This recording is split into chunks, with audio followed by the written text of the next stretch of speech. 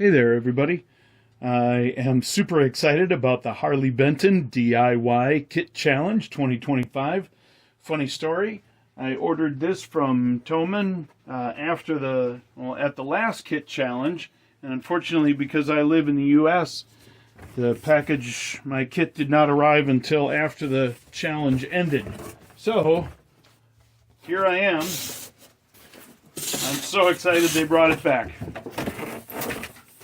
And inside, I have my Harley Benton CST. All right, here we go. My CST kit.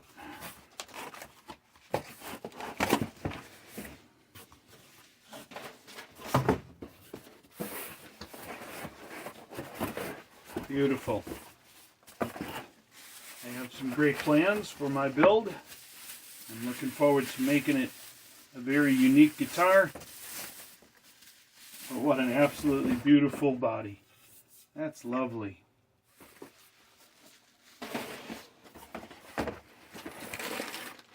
Looks great. I'm looking forward to making it mine. Alright, let's go. DIY Kit Challenge. Thanks, Harley Benton. Alright, it's excellent. All the pieces are included. I love the kit. It even comes pre-soldered, so the wiring harness is good to go. All I have to do is solder on the ground onto the claw for the tremolo for the bridge. But it looks great. I can't wait to put it together. And of course, I'm going to put a one-of-a-kind touch on this body. So I'm so looking forward to the build. Let's get started. Okay, so this is my big idea. I've taken my fingerprint and I've projected it thanks to my place of employment. So I'm going to trace my fingerprint lines onto the guitar, and then my plan is to carve my fingerprint into a one-of-a-kind guitar. All right, I've got it all traced up. Now let the carving begin. Okay, I'm back in the workshop. I'm ready to start carving my fingerprint into the surface of the guitar.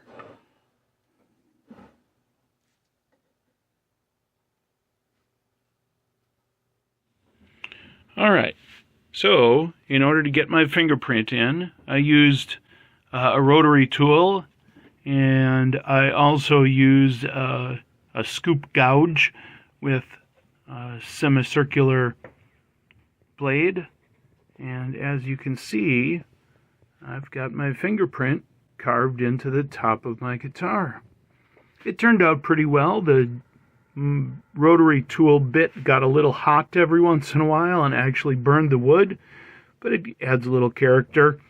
It adds a little definition.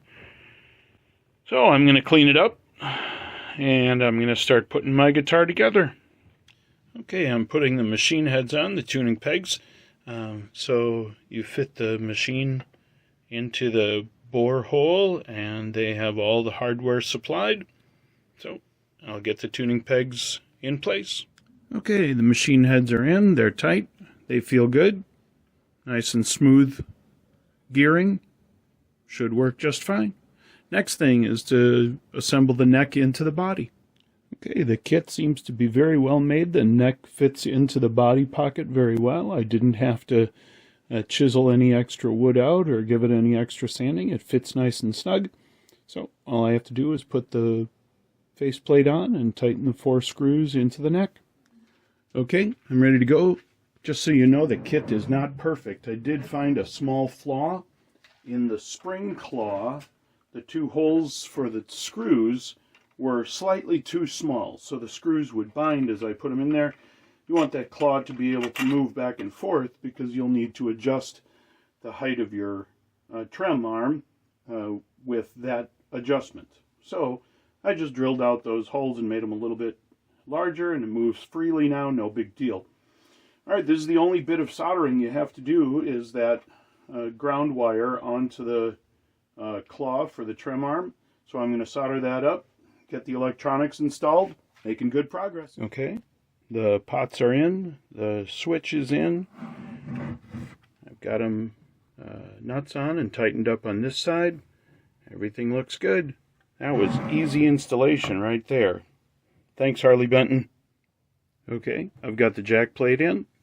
The next thing is to tap the bolts in for the bridge piece. I'm going to tap those in using a rubber mallet. If you don't have a rubber mallet, you can use a regular hammer and put a block of wood on top of the bolt so as not to damage the threads. Looking good. Okay, super easy. Next, screw in the mounting bolts for the tailpiece.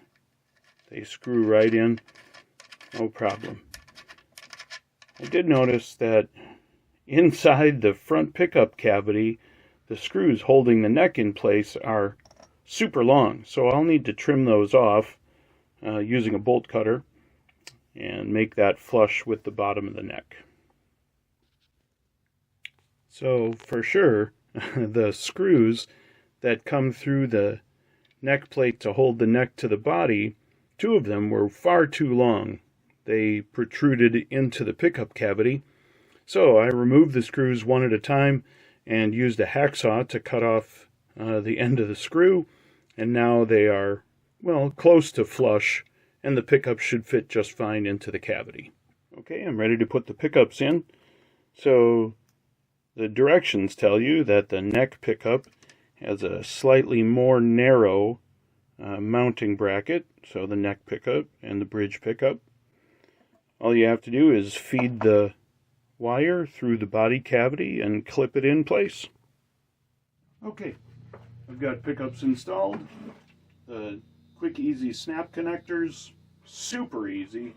Before moving on though, I like to test it just to make sure, so I have a little practice amp and I've got it plugged in, and I'm just going to touch the top of the pickup to make sure I've got connectivity. Neck pickup, bridge pickup, looks great. Volume works. You can even test the tone. Everything's working, so I'm ready to continue. Alright, next up is installing the bridge. Bridge sits here, and then attaching the springs to the spring claw underneath. Let's get it. Okay, springs are mounted to the bridge. Next thing to do, string it up. Okay, it's all strung up, ready to go. So there are just last 3 adjustments. So the first thing I want to do is I want to adjust the neck relief, and I do that using the truss rod. The second thing I want to do is I want to adjust the string height, and I do that by adjusting here these nuts that hold the bridge in place.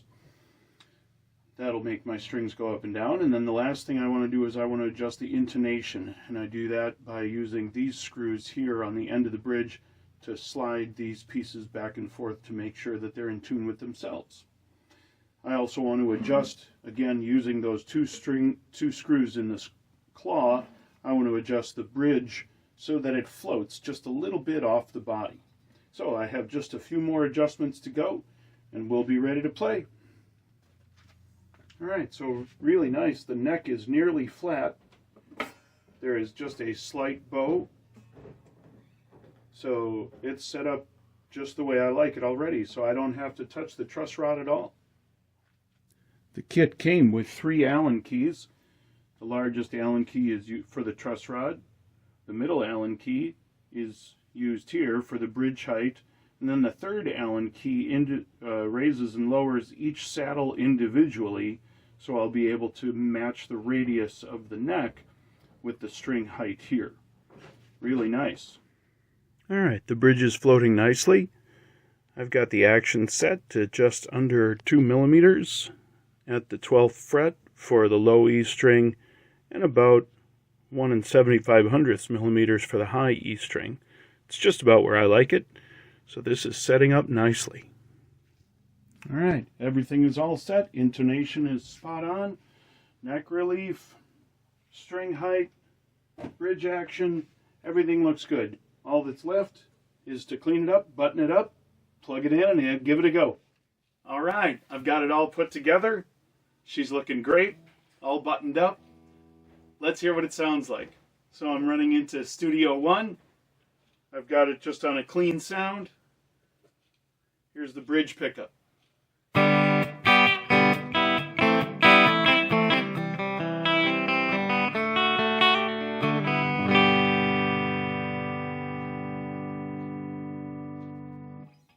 The neck pickup is pretty muddy, but here it is.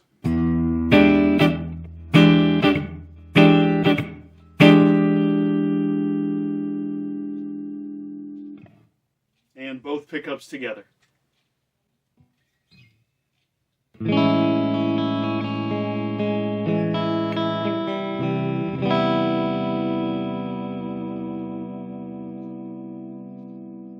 I hope you enjoyed my Harley Benton DIY kit challenge with my CST-24. I love it. It's a one-of-a-kind guitar.